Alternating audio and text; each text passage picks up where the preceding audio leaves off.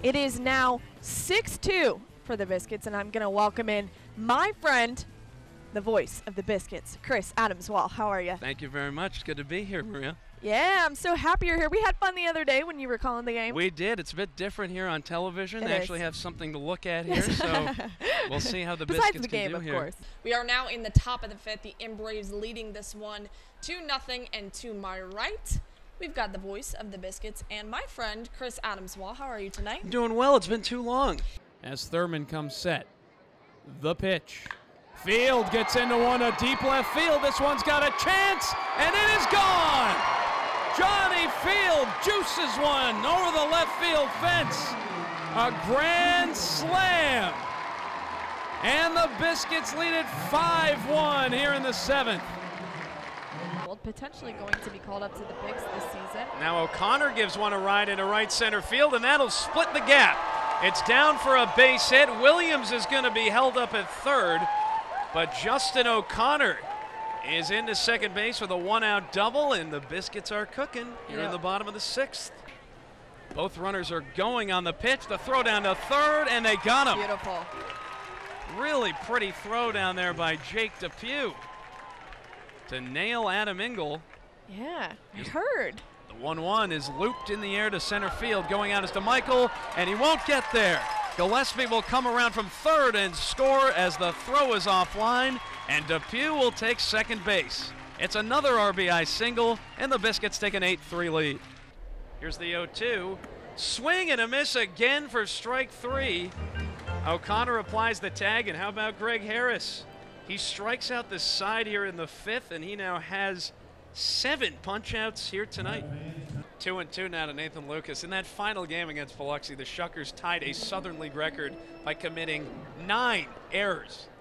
And Lucas comes through, knocking one into center field. That'll score Lee, and the Biscuits double their lead. It's 4-2 here in the 7th inning. Nathan Lucas could do no wrong.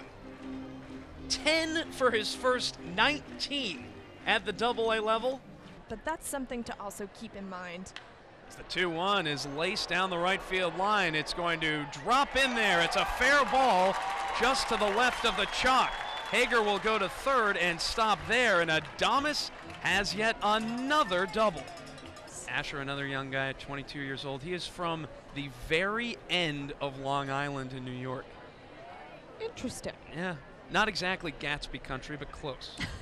Here's the 0-1 to Pena, who lines one right at Wong, who goes to first for a double play. And an inning ender at that.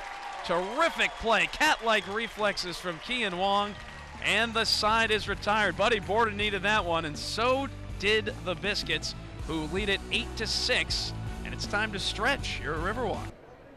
3-2 pitch on the way, and Harris gets him again. That was pretty. Valenzuela may have gotten a piece. Looks like the cutter from Harris, though, and that's back-to-back punch-outs to begin the 5th inning. I think that'll work out well. Wow. 2-2 pitch. Caracudo, it's a comeback, or could be 2. Dykstra goes to second for 1, and it is a 1-6-3 inning-ending double play as the Biscuits strand 1, and we're on to the 8th inning. Is Nathan Lucas. Delayed steal by Lee, and look out. The throw by Savic is airmailed into center, and Lee is going to take third on another wild throw. That's finally picked up by Carlos Franco. What a play by Braxton Lee, though. A risky one, but he caught Savic off guard, and he just uncorked one well over the head of his shortstop, Dylan Moore. Going back to Bowers, he's been in the pros for quite a few years now, and he's only 20 years old. Right. Yeah, and I always joke on the air about what happens when these guys, or if these guys win the Southern League. It's not like they can be popping bottles of champagne. That's very true. They're not of age quite yet. The 0-2 is a bouncer, 1-2. And Stanek is a guy who got to spend just a little bit of time at Rays camp, and he actually got in a game against the Detroit Tigers and came up against a guy by the name of Miguel Cabrera. Yeah. And Stanek was really throwing some serious heat as he strikes out Delmonico here. Depew throws down to first on the pitch in the dirt, and there is one away. Ryan Stanek picks up strikeout number 4. Being able to say that you struck out Miguel Cabrera in spring training at 24 years old, Right. that's got to feel pretty great. I can't wait to ask him about that. And apparently, this is according to Biscuits pitching coach R.C. Lichtenstein, Stanek hit 101 on the gun against Miguel Cabrera. Wow. And on one of these pitches, I believe it was one of Stanek's curveballs, it was so good that Cabrera swung and missed, and then he started laughing, and he pointed back at Stanek, and he said, "Nice pitch." And then the next pitch, Stanek blew a fastball by him and struck him out. No way. So not bad. To get a guy who won the Triple Crown just a couple of years ago, as this one is grounded to Gillespie, who will take it himself. 2 gone here in the 6th. The Toronto Blue Jays, Josh Donaldson as well, they employ the leg kick. Though the Blue Jays not doing so well. No, right they're now. not. So Joey Bats might want to change that approach at the plate as Grant Kay steps up. Big moment still. Biscuits down 1 as the first pitch misses outside. They have runners at second and third, though, in O'Connor and Williams, the 2 Justins on this Biscuit roster. Now Grant Kay, no home runs on the year, but he's still hitting .293 and knows how to drive him in. 2 RBIs so far with only 2.5 weeks into the season.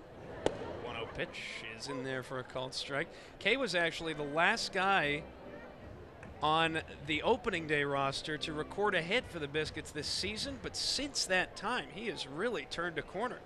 Went 4 for 12 in the series against Jackson, had an RBI in the Biscuits' last game against them.